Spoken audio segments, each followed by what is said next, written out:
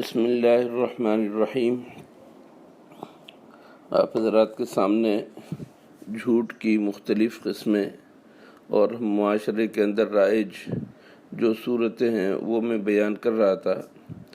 آج ان میں سے ایک قسم اور آپ کے سامنے عرض کروں، اور وہ ہے فنکاروں کا جھوٹ۔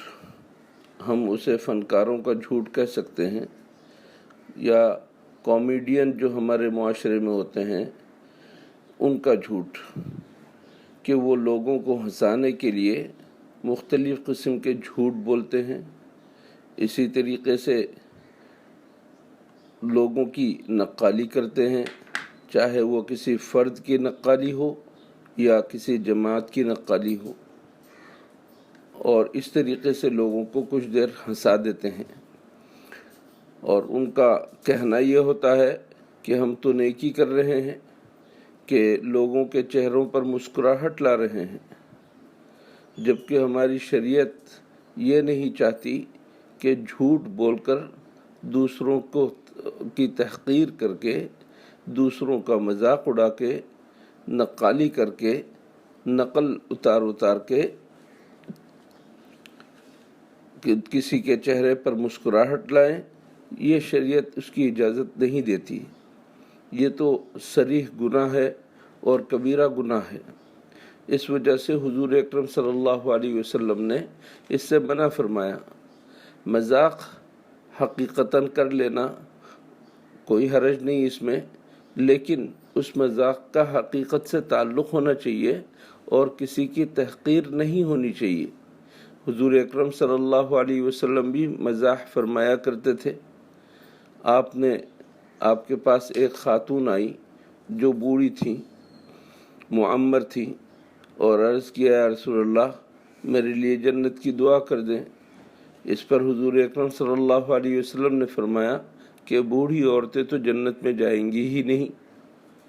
وہ خاتون رونے لگی تو حضور اکرم صلی اللہ علیہ وسلم نے فرمایا کہ ارے تم رو رہی ہو، اللہ تعالیٰ تمہیں جوان بنا کر جنت میں داخل کریں گے، کیونکہ جنت میں بوڑھا کوئی نہیں جائے گا، نہ مرد نہ عورت، بلکہ اللہ تعالیٰ سب کو جوان بنا دیں گے اور پھر جنت میں لے جائیں گے۔ اب دیکھیے، یہ حقیقت بھی ہے بات، اور پھر مزاح بھی ہے۔ حضور اکرم صلی اللہ علیہ وسلم نے کسی کو پکارا یا ذا الاذنین، اے دو کانوں والے۔ اب بات کے اندر ظرافت بھی آ گئی، لطافت بھی آ گئی، لیکن بات بالکل حقیقت ہے۔ یا ذا الاذنین کا مطلب ہے اے دو کانوں والے۔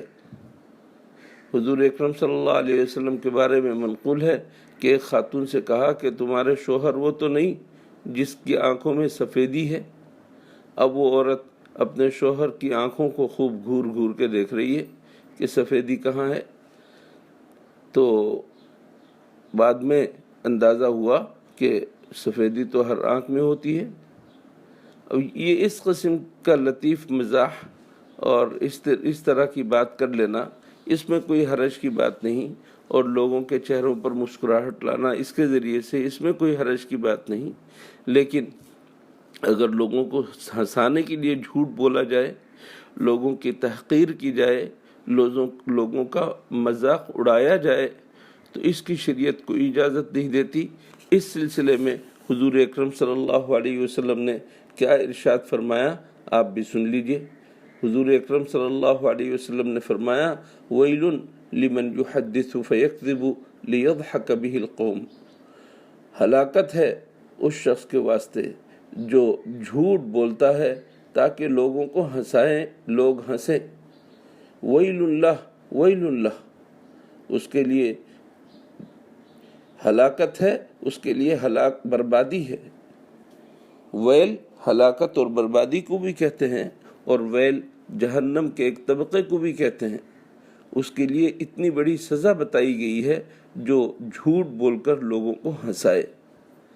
آج فن بن گیا ہے، کامیڈی ایک فن ہے، مذاق اڑانا ایک فن ہے، اور اس کو جو ہے لوگ احسن نگاہوں سے اور اچھی نگاہوں سے دیکھتے بھی ہیں، یہ ہماری طبیعت کے اور فطرت کے بدل جانے کی دلیل ہے۔